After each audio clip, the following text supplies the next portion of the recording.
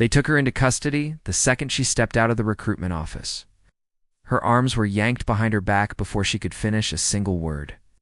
Dawn was only beginning to break over the base, the rising sun stretching long shadows across the asphalt, but what unfolded looked unreal, like a scene ripped from a film.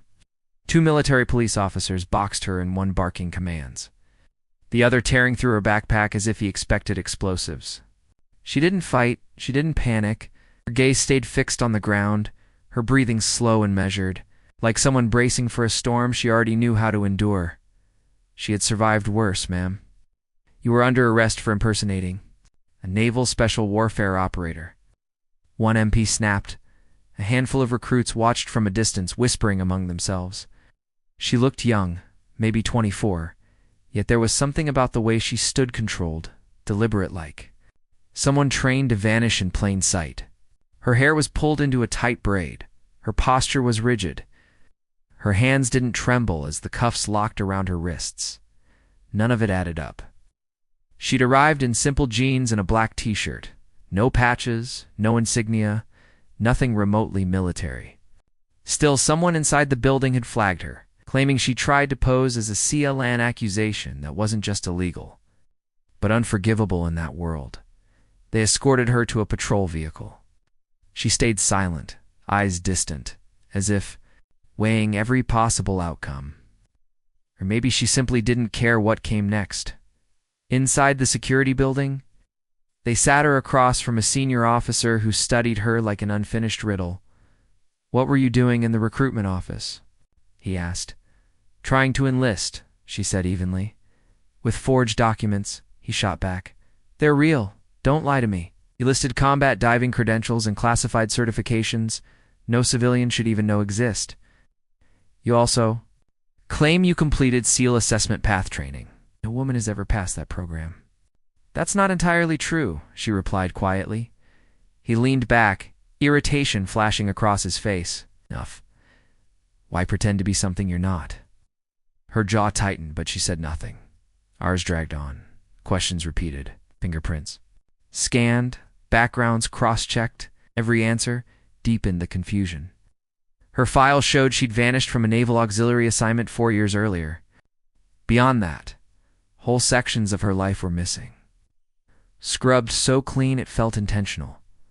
By noon, the situation had reached the base admiral. He entered without a word, hands clasped behind his back. His hair was silver, his presence heavy, his stare sharp enough to pierce concrete. She rose to attention instinctively. "Stand easy," he said. "What's your name?" "Alexandra Hale, sir." "Alex." A pause. "Yes, sir." He studied her closely. Her eyes were alert, calculating eyes that mapped exits and measured threats without conscious effort. He had seen that look many times before, just never on someone accused of pretending to be a SEAL. He walked slowly around her, searching his memory until his gaze stopped on her right forearm, where her sleeve had shifted from the cuffs earlier. "What's that?" he asked. She went still. "Nothing, sir. Show me." An MP moved forward, but the Admiral raised a hand to stop him. She tugged her sleeve down farther, hiding it. "Alex," the Admiral said gently, his voice lowering. "Help. I need to see it." Her breath faltered.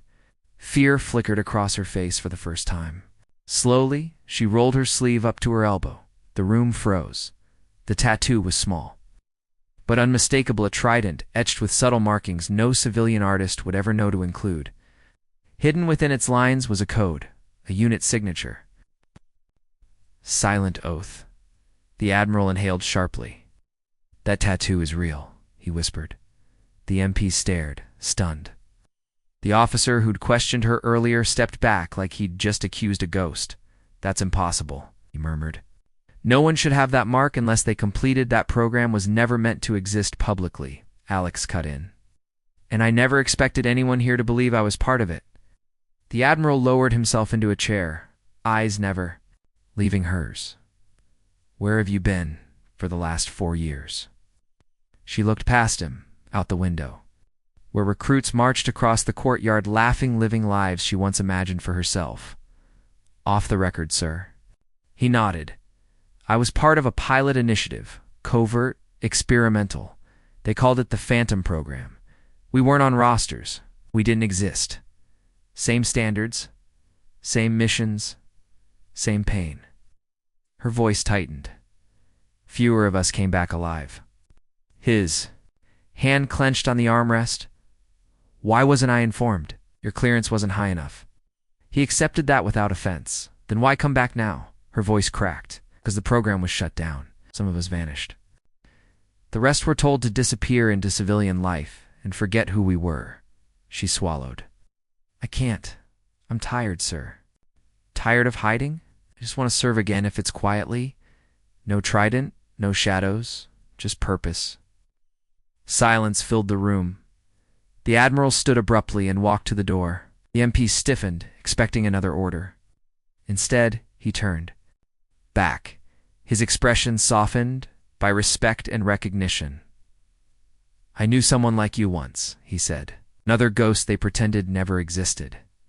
He saved an entire team, then vanished. He stepped closer. People like you carry the weight of the world alone.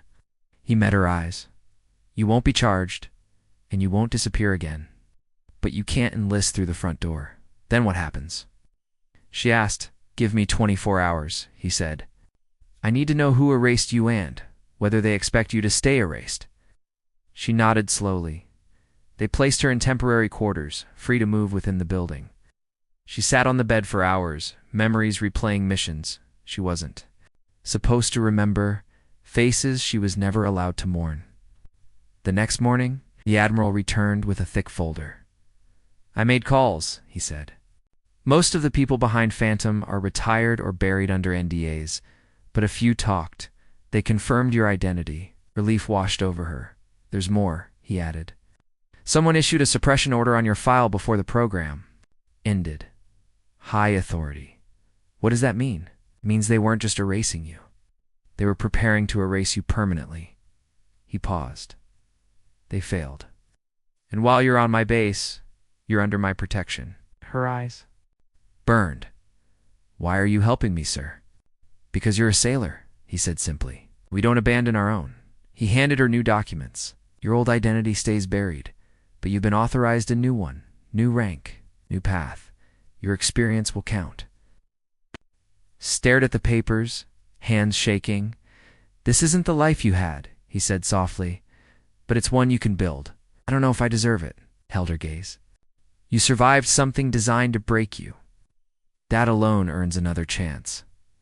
A tear slipped free. Where do I start? Tomorrow's orientation? Show up in uniform. No one will arrest you this time. She let out a quiet, fragile laugh. And, Alex, he added at the door, that tattoo, don't hide it. You earned it. The next morning she stood among the recruits again. This time no whispers followed her. No doubt lingered in the air. As she raised her hand to swear in, something long lost settled in her chest. Home, purpose, and a future she wasn't running from. She caught the Admiral's eye. He nodded once. She stepped forward not as a ghost, not as a rumor, but as a woman who refused to stay erased, to building her life one step at a time. Beneath her sleeve, hidden from the world but never from herself, the tattoo remained. Proof of what she claimed to be, but proof of who she had always been.